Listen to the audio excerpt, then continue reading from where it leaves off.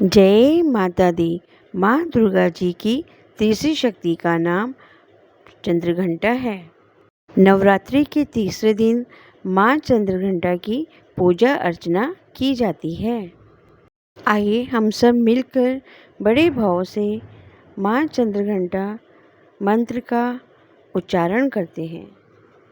दज प्रवरारूढ़ा चंडकोपास्त्र कैर्युता प्रसादं तनुते मह्यं चंद्रघंटेति विश्रुता। माँ चंद्रघंटा नवरात्रि के तीसरे दिन माँ चंद्रघंटा के पूजन का विधान है। माँ चंद्रघंटा अपने मस्तक पर भगवान शिव के अर्ध चंद्र को सुशोभित करने के कारण इन्हें चंद्रघंटा कहा जाता है। इनका पूजन नवरात्रि के तीसरे दिन किया जाता है। इस दिन सवेरे स्नान आदि से निवृत्त होकर लकड़ी की चौकी पर माँ की मूर्ति को स्थापित करें।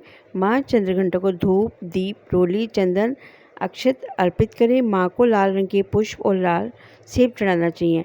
माँ चंद्रघंटा को दूध या दूध की खीर का भोग लगाना चाहिए। इसके बाद दुर्गा सप्तशती का पाठ करना चाहिए। तो चलिए शुरू करते हैं दुर्गा सप्तशती का पाठ। मैं कमल के आसन पर विराजमान देवी, जिनके अंगों की कांति उदय काल के सहस्त्रों सूर्यों से भी अधिक दैदीप्यमान है, जिन्होंने लाल रंग की रेशमी एवं आकर्षक साड़ी पहन रखी है, जिनके गले में मुंडमाला सुशोभित हो रही है, जिनके दोनों स्तनों पर रक्त चंदन का लेप लगा हुआ है, जिनकी कर कमल, जप मालिका, विद्या, अभय और वर जैसी मुद्राओं से सुशोभित हैं, जिनके 3 नयन उनके मुखारबिंद की शोभा को दिव्यगित कर रहे हैं, जिनके मस्तक पर चंद्रमा के साथ रत्न जटित मुकुट बंधा है, उन देवी को मैं श्रद्धा शक्ति पूर्वक प्रणाम करती हूँ। सुमेधा ऋषि बोले, हे राजन सुत, महिषासुर का सेनापति छिचुर अपनी उस सेना को नष्ट देखकर क्रोध पूर्वक देवी से लड़ने के लिए स्वयं गया। जिस प्रकार सुमेर पर्वत के शिखर पर मेघ पानी बरसाता है, वैसे ही युद्ध में वह देवी पर बाणों की वर्षा करने लगा। देवी ने उसके उत्कट बाणों को भी खेल में ही काट दिया और रथ सारथियों के सहित घोड़ों को भी मार डाला। तुरंत ही उसने धनुष तथा ऊपर लहराती हुई पताका को काट दिया और धनुष विहीन छिछुर के अंगों में अपना तीक्ष्ण बाणों को चुभो दिया। वह दैत्य धनुष, रथ और सारथियों के नष्ट होने पर भी ढाल और तलवार लेकर देवी पर प्रहार करने के उद्देश्य से उनकी ओर दौड़ा। उस अति शीघ्रता करने वाले छिछुर ने तेज धार की तलवार को सिंह के सिर पर मारा और तुरंत ही देवी के बाएं हाथ पर भी मारा। है राजन, उसकी वह तलवार देवी की भुजा से टकराते ही टुकड़े टुकड़े हो गई। उसके बाद क्रोध से लाल लाल आंखों पर उसने त्रिशूल उठाया। उस महायोद्धा दैत्य ने तेज से जलते हुए सूर्य के समान तेज वाले त्रिशूल को आकाश से देवी पर छोड़ा। देवी ने छिछुर दैत्य द्वारा फेंके गए त्रिशूल को अपनी ओर आता देखकर उसे रोकने के लिए अपना त्रिशूल उस पर फेंका। देवी के त्रिशूल से न केवल छिछुर दैत्य के त्रिशूल के टुकड़े टुकड़े हो गए, वरन स्वयं उस राक्षस छिछुर के शरीर के भी टुकड़े टुकड़े हो गए। महिषासुर के उस महापराक्रमी सेनापति के मर जाने पर देवताओं को दुख देने वाला चामर नामक असुर हाथी पर सवार होकर आया। उसने भी अपनी शक्ति को देवी पर छोड़ा, पर देवी ने तुरंत ही अपने हुंकार रूपी शब्द से उस शक्ति को निस्तेज कर पृथ्वी पर गिरा दिया। चामर ने अपनी शक्ति को नष्ट और गिरी हुई देखकर क्रोध से देवी के ऊपर शूल फेंका। देवी ने उसे भी अपने बाणों से काट दिया। उसके बाद देवी के वाहन सिंह ने कूदकर चामर के हाथी के मस्तक पर चढ़कर उस देव शत्रु चामर से बहुयुद्ध किया।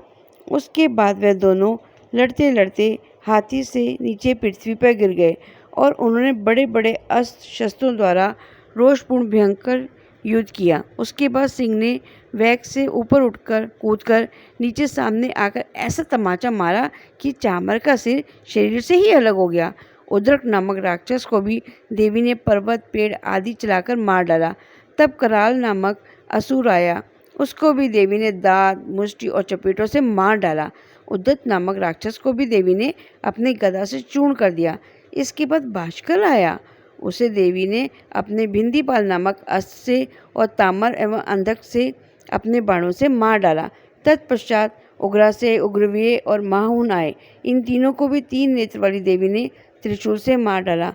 उसके बाद देवी ने बिडाल नामक असुर का सिर काटकर उसके शरीर को भूमि पर गिरा दिया तथा दुर्मुख दुर्धर नामक 2 असुरों को भी देवी ने अपने बाणों द्वारा मार डाला। तब महिषासुर ने इस प्रकार अपनी सेना का नाश होते देख अपने महिष भैंसों वाले रूप से देवी के उन गणों को भय दिखाया।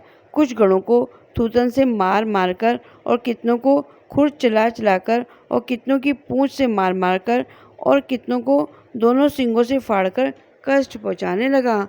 उस असुर महिषासुर ने कितनों को वेगपूर्वक दौड़ और भयंकर हुंकार से और औरों को अपनी श्वास की वायु से पृथ्वी पर गिरा दिया।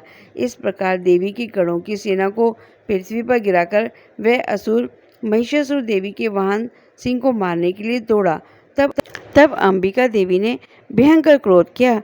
वह महाबली महिषासुर भी क्रोध से आग बबूला हो खुरों से पृथ्वी खोदने लगा और सींगों से ऊंचे ऊंचे पहाड़ों को फेंकने लगा और भयंकर गर्जना करने लगा। उसके वेगपूर्ण पैंतरे के कारण वहाँ की पृथ्वी दुखी हो फट गई और पूंछ के हिलाने से दुखी होकर संपूर्ण पृथ्वी पर फैलने लगा। उसके सिंह के हिलाने से बादलों का समूह टुकड़े टुकड़े हो गया और ऊपर फेंके गए पर्वत उसकी श्वास रूपी वायु से टुकड़े टुकड़े होकर आकाश से पृथ्वी पर गिरे। इस प्रकार क्रोधा अग्नि से जलते हुए महिषासुर को आते देख चंडिका देवी ने उसके वध के लिए क्रोध किया। देवी के पाश फेंककर उस महादैत्य महिषासुर को बांध लिया। उसने भी वहां अपना भैंसों का रूप छोड़ दिया। तत्पश्चात वो तुरंत ही सिंह बन गया। जैसे ही जगदम्बा सिंह बने महिषासुर का सिर काटने के लिए तैयार हुई, वैसे ही महिषासुर का शरीर हाथ में खड़ग लिए पुरुष में बदल गया। उसके बाद तुरंत ही देवी ने बाणों से खड़ग और ढाल से पुरुष रूप को काट दिया। उसके बाद वह तुरंत महामत वाले हाथी के रूप में परिवर्तित हो गया। उसने अपनी सूंड से देवी के वाहन सिंह को जकड़ लिया और घसीटने लगा तथा गर्जन करने लगा। सिंह को खींचते समय देवी ने उसकी सूंड को तलवार से काट डाला। उसके बाद फिर भी उस असुर महिषासुर ने भैंसे का रूप धारण कर लिया और पहले की तरह तीनों लोक के चर अचर सभी को भयभीत कर दिया। उसके बाद चंडिका देवी क्रोध करके बार बार उत्तम मदिरा पीने लगी और लाल लाल आंखें करके हंसने लगी। अपने बल पराक्रम से मतवाला होकर महिषासुर भी घमंड से गर्जन करने लगा और पहाड़ों को सींग से उठाकर देवी के ऊपर फेंकने लगा। वह देवी भी महिषासुर के फेंके गए पर्वतों को अपने बाणों से चूर चूर करती हुई मद के नशे से लाल लाल आंखें किए महिषासुर की तरफ बढ़ी। देवी बोली, हे मूर्ख, जब तक मैं मधुपान कर रही हूँ तब तक तुम जी भरकर गर्जन कर लो। उसके पश्चात मेरे हाथों से तुम्हारी मृत्यु निश्चित है। तब तुम नहीं रहोगे और तुम्हारी जगह पर देवता गर्जन करेंगे। श्री सुमेधा ऋषि जी बोले, हे राजन, ऐसा कहकर तुरंत ही देवी कूदकर महिषासुर के ऊपर चढ़ गई और पैरों से दबाकर उसके कंठ में एक त्रिशूल मारा। उसके बाद देवी के चरणों में दबे हुए महिषासुर ने अपने मुख द्वारा दूसरा शरीर धारण कर निकलना चाहा, परंतु वह जो ही आधा निकला, देवी ने अपने पराक्रम से उसे रोक दिया। वह अधम महिषासुर निकले हुए आधे शरीर से ही युद्ध करने लगा। तब देवी ने तलवार से सिर काटकर उसका वध कर दिया। महिषासुर के मर जाने पर उसकी सेना हाहाकार करती हुई भाग चली और सभी देवता लोग अत्यंत प्रसन्न हुए। तब दिव्य महर्षियों के साथ देवता लोग उस देवी की स्तुति करने लगे। गंधर्व लोग गान करने लगे, अप्सराएं नाचने लगी। इत्र श्री मार्कंडेय पुराणे सावर्णिके मनवंतरे देवी महात्म्ये महिषासुरवधो नमो।